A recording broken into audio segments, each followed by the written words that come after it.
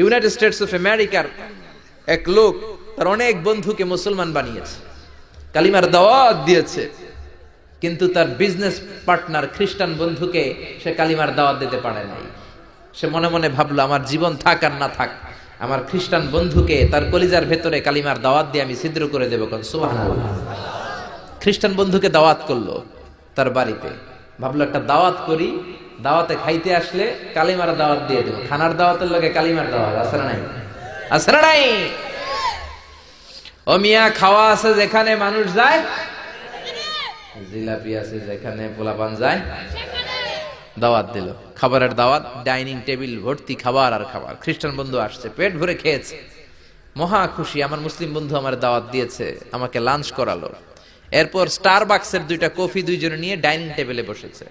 তো মুসলিম বন্ধুর মাথায় চিন্তা, যে করেই হোক কালিমার দাওয়াতটা আমার এই খ্রিস্টান বন্ধুর অন্তরের মধ্যে আমি ঢুকিয়ে দিব। খ্রিস্টান বন্ধুকে সে জিজ্ঞেস করলো, oh my friend, how much time do you need to make a parallel circle by 2 million Christians? ও আমার বন্ধু, 20 লক্ষ খ্রিস্টানকে তুমি গোল গোল করে দাঁড় করাবা, তোমার কত সময় লাগবে? খ্রিস্টান বন্ধু বলে, what's the hell are you talking about? এগুলো তুমি কি কও? 20 লক্ষ খ্রিস্টান তুমি পাইবা কই? আর 20 লক্ষ খ্রিস্টানকে এক মাঠের মধ্যে যে দাঁড় করাবা, এরকম বড় মাঠও পাবা কই? মুসলিম বন্ধু বলে, ফর এন এক্সাম্পল, ধরে নাও, উদাহরণস্বরূপ আমি যদি তোমাকে বিশাল বড় একটা স্কয়ার দেই, মাঠ, আর 20 লাখ খ্রিস্টান এনে দেই, 20 লাখ খ্রিস্টানকে এরকম গোল গোল প্যারালাল সার্কেলে তুমি দাঁড় করাবা, কত সময় লাগবে? খ্রিস্টান বন্ধু বলে, at least I need 1 week, 1 সপ্তাহ তো লাগবেই, but I need to train them up.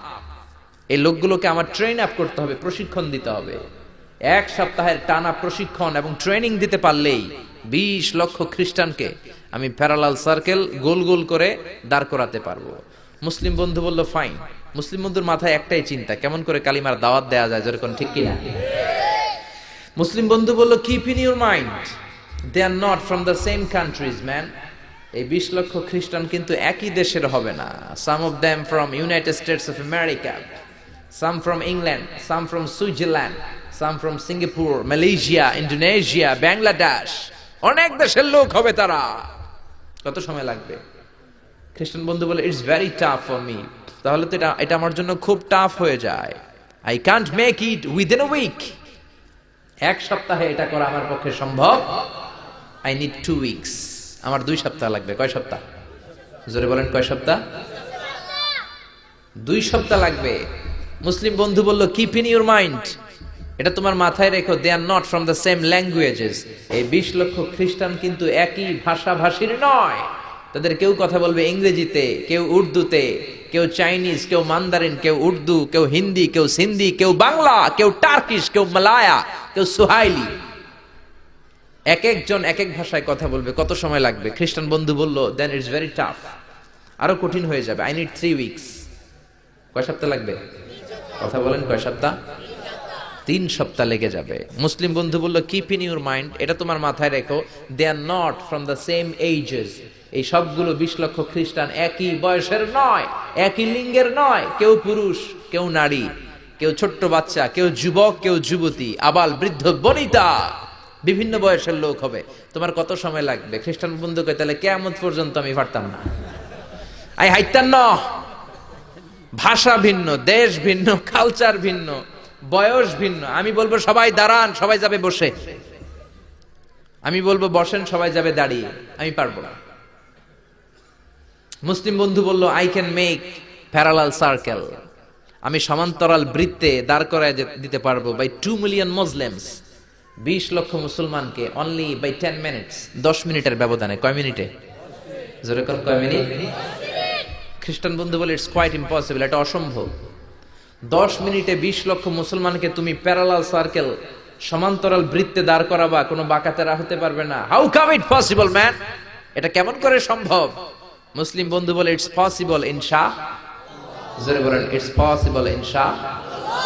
আল্লাহ যদি চায় এটা সম্ভব। But you have to make a visit to KSA। তোমাকে কিংডম অফ সৌদি আরাবিয়া, সৌদিতে একটু ভিজিট করতে হবে। সে রাজু হয়ে গেল, বুদ্ধি করে জিলহজ মাসের 10 তারিখে নিয়ে গেল তাকে সৌদিতে। আপনারা জানেন, হেরেমের বাউন্ডারিতে কোনো কাফের খ্রিস্টান ঢুকতে পারে না। তার পরিচয়টা গোপন করে মুসলিম বন্ধু তাকে নিয়ে গেল জিলহজের 10 তারিখ হজের মৌসুমে মক্কার পাশে কাবাঘরের পাশে একটা বিল্ডিং আছে আব্দুল আজিজের ওয়াকফ, এটাকে বলে জামজাম টাওয়ার, দি মক্কা রয়্যাল ক্লক টাওয়ার, 120 তলা উঁচু, এটার 80 তলায় একটা হোটেল ভাড়া করলো, একটা রুম ভাড়া করলো।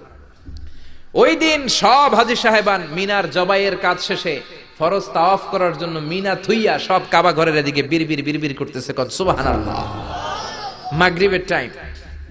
খ্রিস্টান বন্ধু বলল, where is your magic man, তুমি না আমার একটা ম্যাজিক দেখাইবা।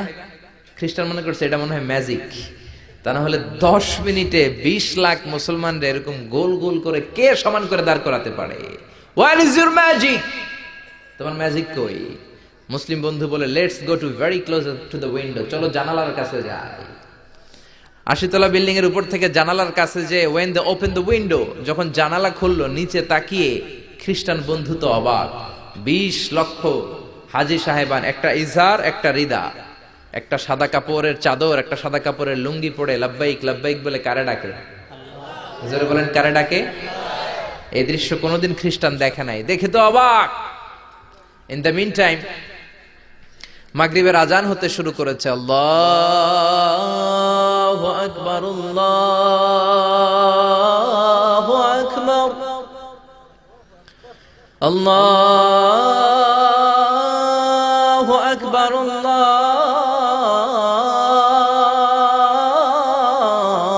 আল্লাহু আকবার। পড়েন আল্লাহু আকবার।